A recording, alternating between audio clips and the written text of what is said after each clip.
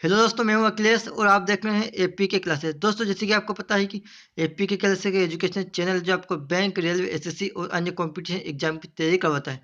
दोस्तों, आज है 11 नवंबर और 11 नवंबर के करंट अफेयर कुछ इस प्रकार है। आज का पहला पॉइंट है, राष्ट्रीय शिक्षा दिवस किस दिन मनाया जाता है। दोस्तों, राष्ट्रीय शिक्षा दिवस 11 नवंबर को मनाया जाता है।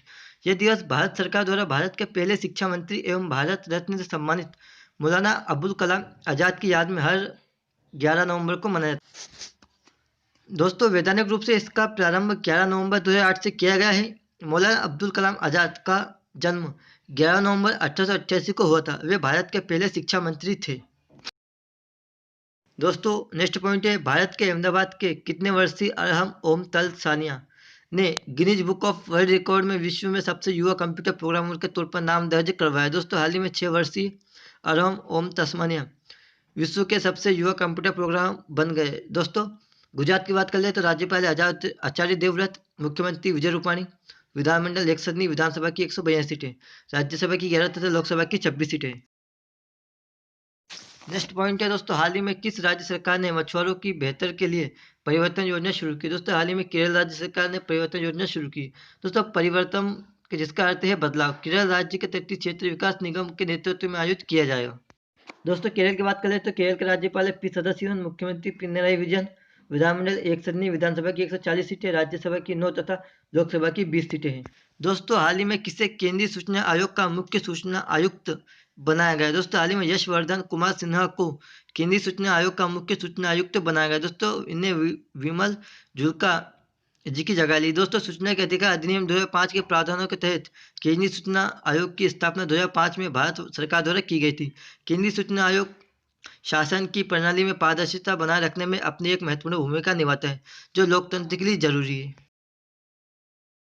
दोस्तों, नेक्स्ट पॉइंट, हाल ही में किसने किताब Thavasami life and skills through the lens of Ramayana का विमोचन किया। दोस्तों, हाल ही में एम वेंकैया नायडू जी ने इस किताब का विमोचन किया। दोस्तों, नई पीढ़ी में भगवान राम के जीवन और सद्गुणों से सीखे तथा सफल और पूर्ण जीवन का आनंद उठाने के लिए उनके बताए गए मार्ग का पालन करने के लिए लॉन्च की गई। दोस्तों, इसे रलबंदी श्रीराम चक्रधर जी ने लिखा है तथा उनके सह लेखक अमर सादा दीप्ति ने भी इसमें सहयोग दिया है।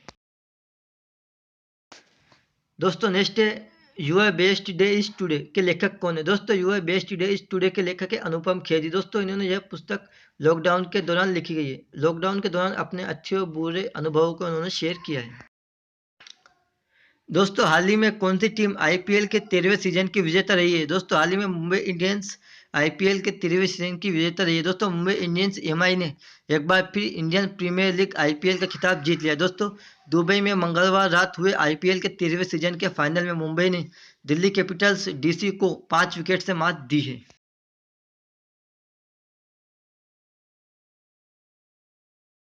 नेक्स्ट पॉइंट है दोस्तों, हाल ही में बिहार में संपन्न हुए विधानसभा चुनाव में एनडीए ने बहुमत प्राप्त कर कितनी सीटों से विजय प्राप्त की। दोस्तों, हाल ही में बिहार में संपन्न हुए चुनाव में एनडीए ने 125 सीटें प्राप्त की तथा महागठबंधन ने 110 सीटें प्राप्त की है।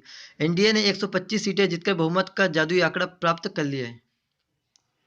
दोस्तों, तेजस्वी यादव की आरजेडी ने 75 सीटें तथा बीजेपी ने 74 सीटें प्राप्त कर दूसरी पार्टी बन गई है। नेक्स्ट पॉइंट है दोस्तों, हाल ही में मध्य प्रदेश में हुए उपचुनाव में बीजेपी ने कितनी सीटें प्राप्त कर विजय प्राप्त की। दोस्तों, हाल ही में मध्य प्रदेश में हुए उपचुनाव में 28 सीटों में से बीजेपी ने 19 सीटें प्राप्त की तथा 9 सीटें कांग्रेस ने प्राप्त की। दोस्तों, 2018 में हुए विधानसभा चुनाव में इनमें से 27 सीटों पर कांग्रेस ने जीत दर्ज की थी।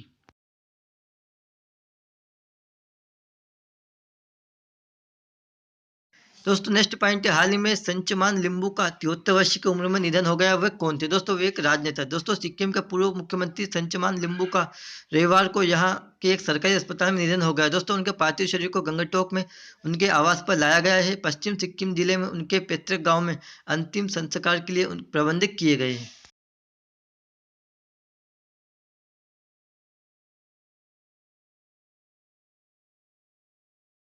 तो आज का नेक्स्ट और लास्ट पॉइंट है, हाल ही में किस फिल्म को best of India short film festival 2020 में शीर्ष स्थान मिला। दोस्तों, हाल ही में नटखट मूवी को best of India short film festival 2020 में शीर्ष स्थान मिला। दोस्तों कोरोना काल में विद्या बालन को एक बहुत बड़ी खुशी मिली है। उनके द्वारा प्रोड्यूस की गई शॉर्ट फिल्म नटखट को इंडिया शॉर्ट फिल्म फेस्टिवल 2020 में टॉप अवार्ड मिला है। क्वेट कुछ इस प्रकार है, यदि किसी काम को करने में डर लगे तो याद रखना यह संकेत है कि आपका काम वाकई में बहादुरी से भरा हुआ है।